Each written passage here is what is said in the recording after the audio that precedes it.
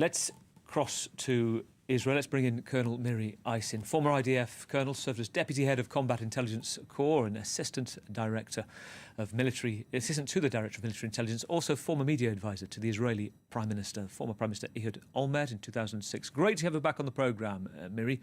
Always welcome on France24. First of all, what's it like where you are, living with sirens, shelter in place as well? Just describe your last 48 hours. I'm a wandering Jew, and I don't say that lightly. I live inside a house that does not have a safe room. So what you're seeing behind me, it means that I have friends, and in this case, my sister, who is hosting me. And I think that that's true for a lot of Israelis. We have been under alerts and sirens in the last 48 hours, where we have spent hours in safe rooms. As I don't have one, I went to my sister-in-law, and now I'm at my sister, and I went to sleep at my niece. And I say that because for all Israelis right now, we're very focused on following the instructions, staying near the safe rooms, being there just in case. As you know, 2 different missiles have had direct hits in Israel in the last 24 hours, one in Tel Aviv, not far from where I am, one in the city of Bet Shemesh, 9 people killed there, and it could be much higher, and that's direct attacks on Israeli urban communities. So we're very aware of it. You want to know where everybody is all of the time, and yet we're resilient. That's what we do. We wander. Noga Tonopolsky explaining, Miri, a short while ago, just how that system works very clearly. What's playing out? Is this a moment you've wanted to see? I never want to see war, and I don't think that war is nice.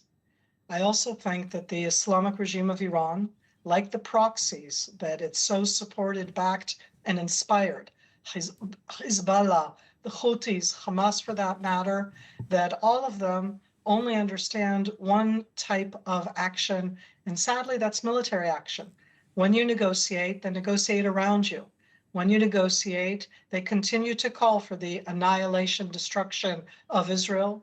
The Islamic regime was both a Holocaust denier regime, together with calling for our annihilation, backing the different proxies, arming them. So at this stage, what I'm saying is that regime being taken on before it acts against Israel. I think that until October 7th, I may not have believed that they would act, but you know what? I did not believe that Hamas would do what it did.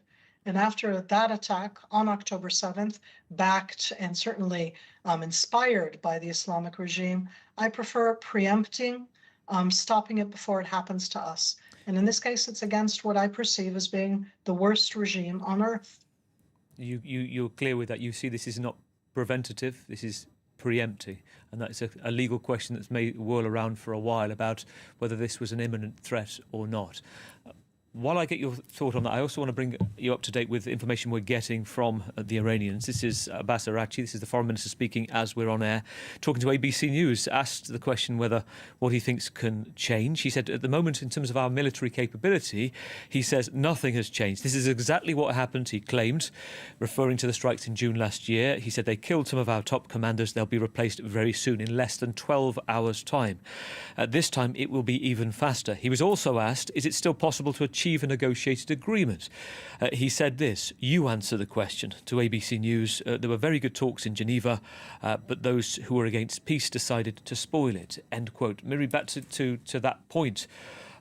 If you have a choice, you say you don't like war, would you end the operation now for talks, or would you like to see the continuation of the decapitation of the leadership? I would like to see an Islamic regime that does not lie, and I'll read to you what the Iranian regime has put out, is that they attacked in the last 24 hours in dozens of locations throughout the Middle East, and not just inside Israel. If it's the Dubai International Airport, the Kuwait International Airport, the Zayed International Airport, and the man that you just quoted denies that they've attacked civilians anywhere, and this they've been doing in the last 24 hours. I'm not even talking about the Israeli civilians that they've killed here. No, I do not believe the Islamic regime. I do not believe the Iranian foreign minister. The fact that I don't believe them does not mean that I don't think Iran should exist. Iran is a country of 90 million people.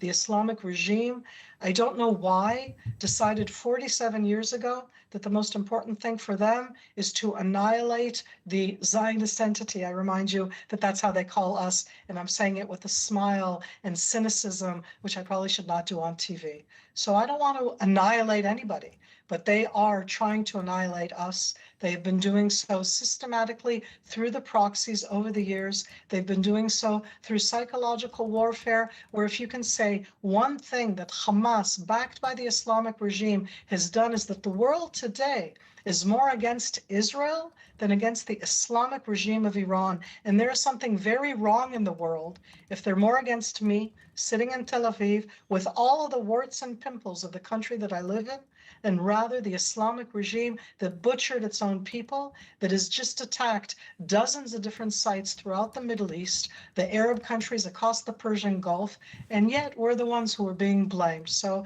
yes, I do think that this regime is something that should be held for, and I don't think that you can negotiate with them. I do think at the end of every war, you always have to negotiate. But if they come back to the table and say, oh, we want the deal that we got then, you don't get the deal that you wouldn't take before, after you have attacked all of these different places inside the Middle East and continue to call for our annihilation. I would counter that, though, Colonel Eisen, because if you look at what's happened in the past 48 hours and you look at European leaders who have called for de-escalation within the EU as well, it is not Israel they've condemned, it's Iran they've condemned, isn't it, for the retaliatory strikes that's going on. So it's not as clear as that. I also, you give us a window, and if you can, it would be great to hear, into that military community. If you can tell us what sort of messages you're getting today. Is it celebration? Is it nervousness? So we don't usually celebrate here. That's something I think from the outside that's seen in, meaning you can be happy about the fact that you've done your mission in the way that it should be done. You could feel satisfied that the intelligence, the operational capability came together, but this isn't about happy.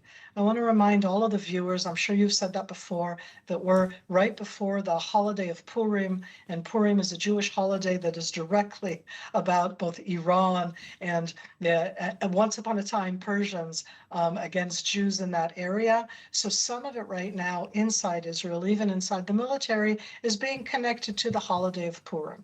Inside the military, you have a mission. You want a mission that's going to be done well. It is not something small that hundreds, I didn't say thousands of sorties, but hundreds of airplanes have flown thousands of miles to Iran and back and gone to very specific targets inside Iran. And those targets are targets that not only threaten, in that sense, Israel, but those type of missiles can also hit Europe, where you are.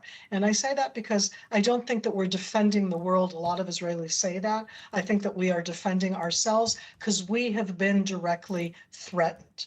But inside the military, what you're showing now in that sense is also at the home front, that's also part of the military. They're the ones who have to come to all of these different arenas.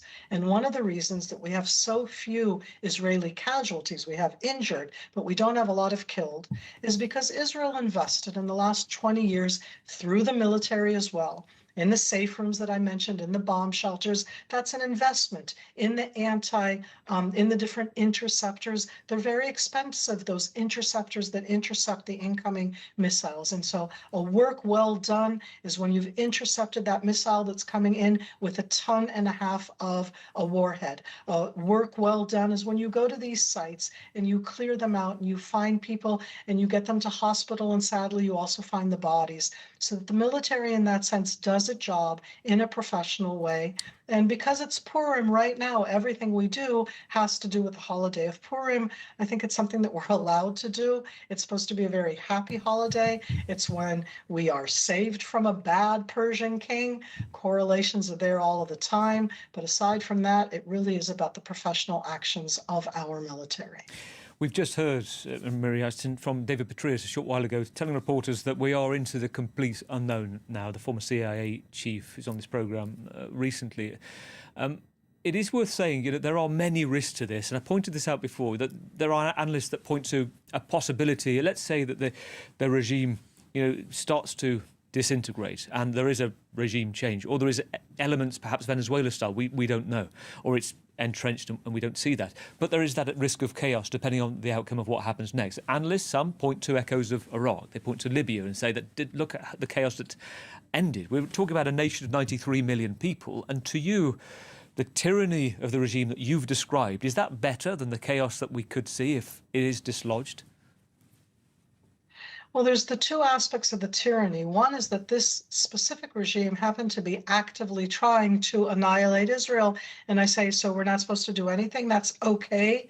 And I want to say that they were further forward in that plan than I like to feel comfortable with. If today so many countries around the world are so anti-Israel, and I agree, right now they've come out and spoken against Iran. But if you go out on the street today, as an Israeli, as a Jew, as a Zionist, it's kind of hard to walk around the world right now, and part of that is most definitely because of this Islamic regime. Chaos is not what I aim for, and I wish for a better future for every single Persian-speaking person. I'm talking about the regime, not about the Persian people. But I ask again, so do we just accept these type of regimes? I don't think that we're going to go in and change that regime.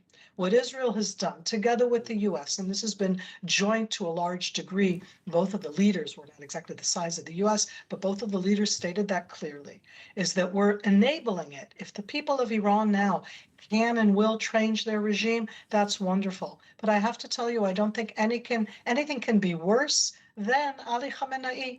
To me, somebody who said to me, okay, as an Israeli, that I am the cancer of the world, and what you need to do is to cut me out for the world to be better. And you can put on endless clips of him saying that over the years on every single time he had a holiday. That's what he got to say.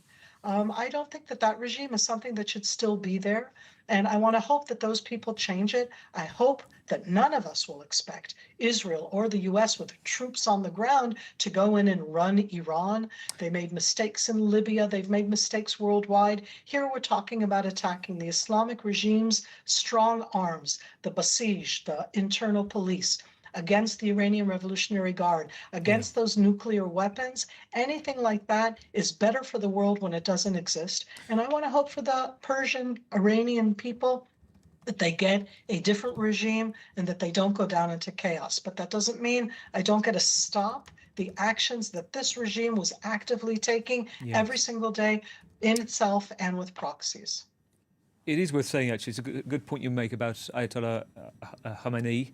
I think little known is possibly on the outside world very much about him, aside from probably two things. That he had almost the same name as the man he replaced, Ayatollah Khamenei, and when he was seen, it was often delivering a sermon against the US, the supreme leader in Iran, almost 4 decades, president before that, assassinated in the past 24 hours. Colonel Miri, great to talk to you. As always, very good to hear your thoughts. Former IDF Colonel, served as Deputy Head of Combat Intelligence Corps as well.